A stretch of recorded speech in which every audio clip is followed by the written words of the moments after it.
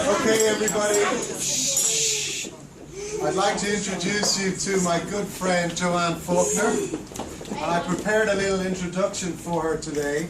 And I thought, what better way to introduce Jo than based on a nice 4-course meal from her own book.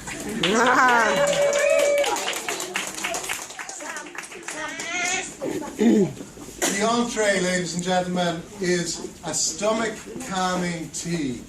Page 29. Chamomile, is that? That would work. Yeah, chamomile is the one. And it's stomach calming because the first time I met Jo was down in a Buddhist retreat in West Cork when she was when she was a hippie. No offense to any hippies here.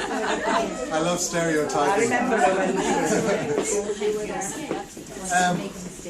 I'm still a hippie to my kids. We became good friends then, and she asked me to be the godfather to one of her children, Sam. Is Sam there? Sam, get in! Sam! Waiting! Where are you, Sam? Sam, hiding! He's hiding, right, okay. He's really good at that. Where So- is he? Oh, come on, how did he get in there? I don't know. After the entree, we have the starter. And the starter's on page 76 of the book. It's called Miracle Chicken Soup. And I think it's an absolute miracle that Jo is standing here today launching such a fantastic book and work of art.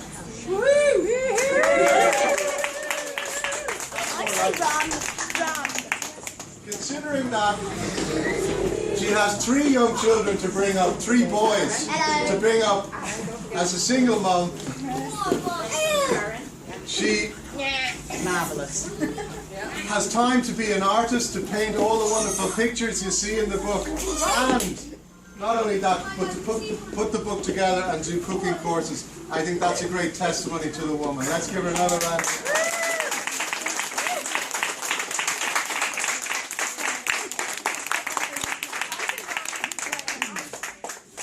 Jo cooked for me on my very first retreat. I teach meditation retreats. Jo cooked for me on my very first retreat. And I always remember, there's a bit of a risk at the time. I said, Jo, look, just make sure there's lots of bread and cheese with every meal, just in case they don't like the food. Little did I realize how good it was going to be. And all I can say is, it got to a stage where I actually thought of firing Jo. Because people were coming back to the retreats, not for the meditation anymore, but for the food. I said, why are you here this weekend? I'm here for the food. Why are you here? I'm here for the food. Anyway. The main course then that represents Jo this afternoon from her book is on page 46. And it's the Hunky Chunk warming lentil stew. There's no metaphors there, necessarily. But it's a great metaphor for Jo herself. Warming lentil stew. Very much, Jo has such a big heart. You know, she has such a big heart. She has a massive heart. It comes out in all her creativity and everything she does, in her art, in her work, and her relationships. Big heart or not. Let's give her a round of applause for a big heart.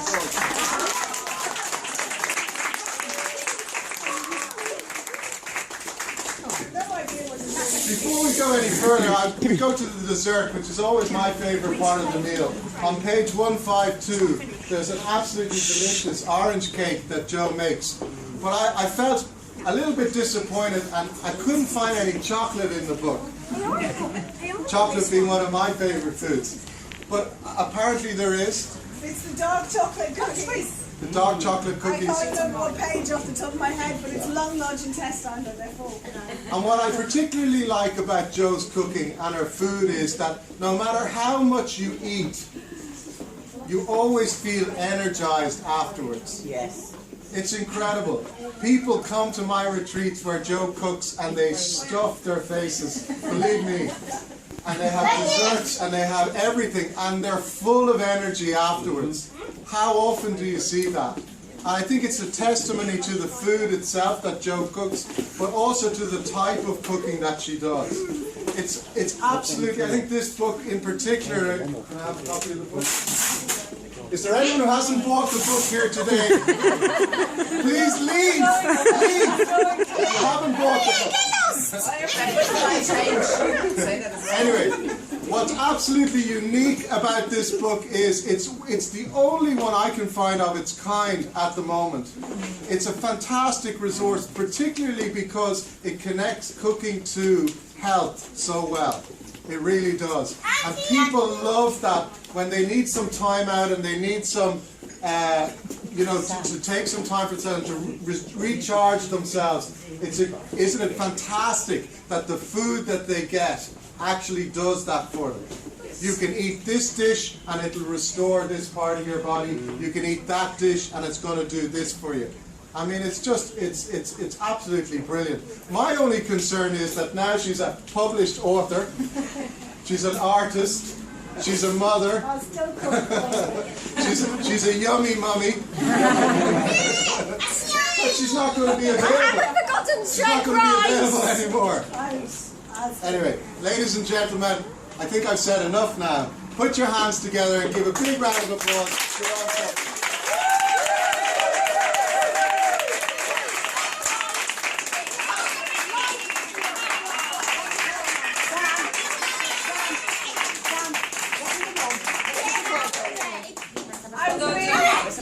I'm really very grateful for everybody coming and turning up, including my children. Get together, it's always a bit of a risk. And I'm very grateful for what you had to say there, John. Thank you very much. And I have to say, it's been 4 years in the making, this book. You know, I had the idea to do it. For me, it seemed very easy, very natural, and I have to say, the writing of the book, it wrote itself, it really did. The publishing part, that was much more of a learning journey. And I suppose whenever I've got into a place where it's been a bit of a pothole or an uphill, I've literally held the book in my heart and let the book lead me where it wanted to go, because it's always just a journey. So I really hope that's my intention for the book, for everybody, is that it leads you on a journey. Because for me, it's really about bringing food into connection with the body. There's nothing better than being in relationship with someone because they send you a text and say, how you doing? How you feeling? How you doing? And that's lovely, that kind of relationship. So I kind of want the book to be that relationship with you. It's going to be you asking yourself, how are you doing? How are you feeling? What do you want to eat today? Do you want to eat something sweet? Do you want to eat something salty? And that kind of relationship will deepen that love with yourself using food, which we all take food and drink every day. So that's my really deep, heartfelt wish for the book. And that it gets out there. I'm very grateful for all the support. And I must say a special thank you to Uta and to Helen, who have been doing the teas, and Uta's been on the book stand selling the book. Really couldn't have done it without them. Really thank you very much to John, who really kind of almost started me on this path. I did cook for my beginnings of cooking, where I lived on a kibbutz and I made salads every day for 800 people, and I ran the vegetable kitchen. But it was only when John asked me to come back and cook for him that I began to put my knowledge of shiatsu and Chinese medicine together with my knowledge of cooking and running a vegetable kitchen, and put those two together. So I really have, I'm very grateful for John for doing that. And as I said, Helen and Uta, also Rose, Grandma Rose, for really looking after my kids.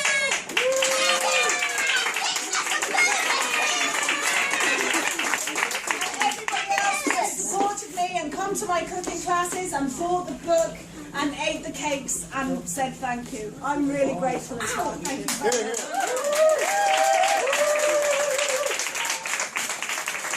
Everybody have a cup of tea, a bit more cake, and